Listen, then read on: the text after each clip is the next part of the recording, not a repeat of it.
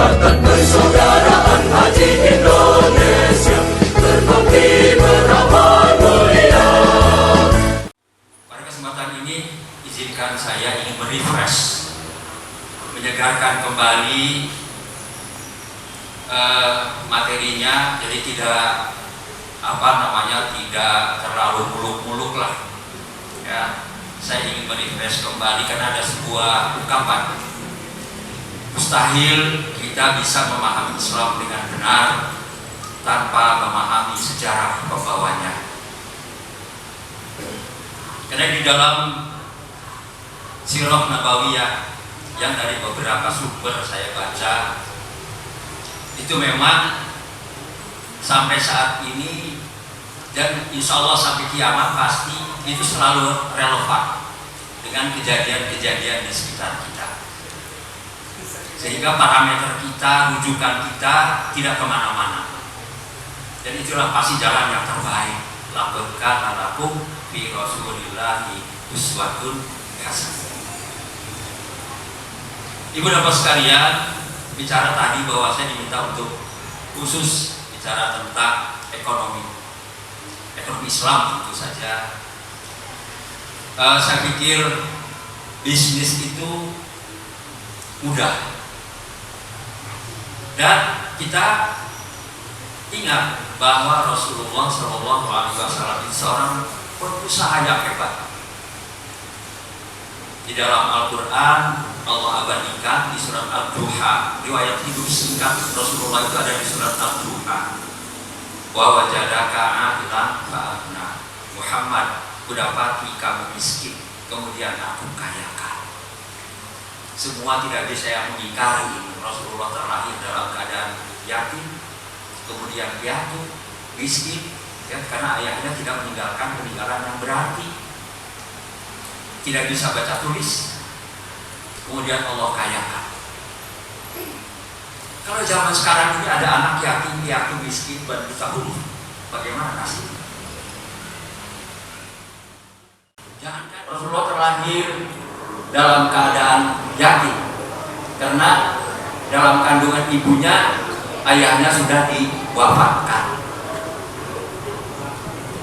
Kemudian Rasulullah terlahir ya dalam keadaan miskin, sehingga pengasuhnya pun, ibu susunya pun hampir tidak jadi, karena nanti bayarnya bagaimana. Kemudian dibawalah oleh ibu susunya Halimatus Sa'diyah ke daerah pedalaman, dan ternyata luar biasa kondisi pedalaman yang tadinya gersang miskin berubah keadaannya menjadi makmur, ternaknya menjadi gemuk-gemuk, tanamannya menjadi subur, sampai dengan umur 6 tahun. Dan ketika dikembalikan kepada ibundanya, ibunda Rasulullah, ibundanya pun diwafatkan, jadilah yatim piatu dan miskin. Kemudian dirawat oleh kakeknya pun diwafatkan juga, dirawat oleh pamannya Abu Thalib yang miskin. Padahal paman Rasulullah yang kaya itu ada Abbas bin Abdul Muthalib. Ini paman Rasul yang kaya, tapi tidak dititipkan di pamannya yang kaya, tapi diambil, dirawat oleh pamannya yang miskin dan banyak anak.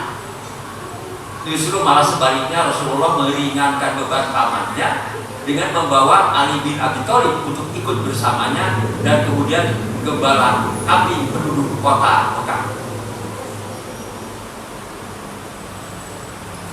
Nah, Bapak Ibu sekalian, di umur 12 tahun Rasulullah sudah mandiri dengan menjadi penggembala kambing penduduk kota Mekah. Dan di umur 13 tahun, 15 tahun, 25 tahun, 13 tahun kemudian, ya, Rasulullah sudah menjadi kaya raya. Pada saat beliau menikah dengan Ibunda Khadijah, itu mas kawinnya yang saya baca ada yang menulis 100 ekor unta,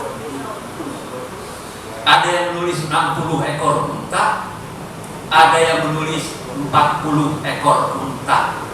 Kita ambil yang paling kecil aja lah, 40 ekor unta. satu ekor unta terbaik itu kalau kita konversi dengan sapi limusin sekarang. Sapi limusin berapa harganya?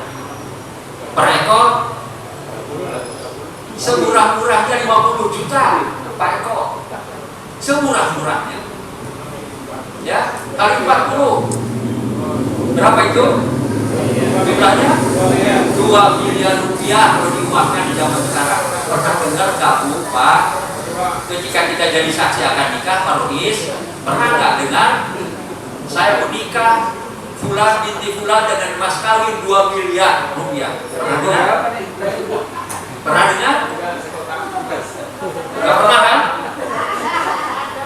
Paling seperangkat alat sholat, salah nyebut lagi, seperangkat alat musola.